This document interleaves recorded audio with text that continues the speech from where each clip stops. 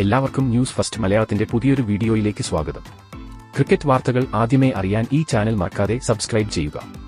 India England രണ്ടാം T20 മത്സരത്തിലും ഇന്ത്യയ്ക്ക് തകർപ്പൻ ജയം. ചെന്നൈയിൽ നടന്ന മത്സരത്തിൽ തിലക് വർമ്മ ആണ് ഇന്നത്തെ ഹീറോ. ടോസ് നേടിയ ഇന്ത്യ ഇന്ന് ബോളിംഗ് ആയിരുന്നു തിരഞ്ഞെടുത്തത്. ആദ്യം ബാറ്റ് ചെയ്ത ഇംഗ്ലണ്ട് 9 വിക്കറ്റ് നഷ്ടത്തിൽ 165 റൺസ് നേടി. സ്പിന്നർമാർ മാത്രം 6 വിക്കറ്റ് വീഴ്ത്തി. 30 പന്തിൽ 45 റൺസ് നേടിയ ജോസ് ബട്ട്ലറാണ് ഇംഗ്ലണ്ടിന്റെ ടോപ്പ് സ്കോറർ. 2 മാറ്റങ്ങളുമായിട്ടാണ് ഇന്ത്യ ഇറങ്ങിയത്. നിതീഷ് കുമാർ റെഡ്ഡി, റിങ്കു സിംഗ് എന്നിവർ പുറത്തായി.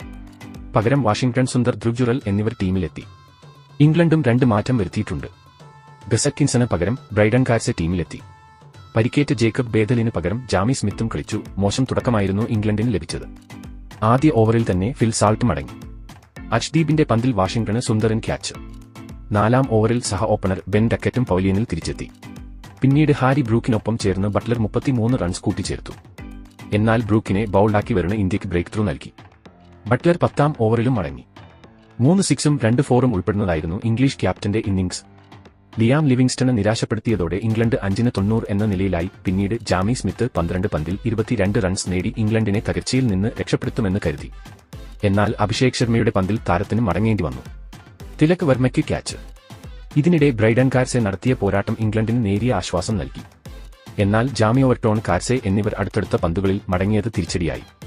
ജോഫ്ര ആർച്ചർ, ആദിൽ ഷീദ് എന്നിവരുടെ ഇന്നിംഗ്സ് സ്കോർ 150 കടത്തി.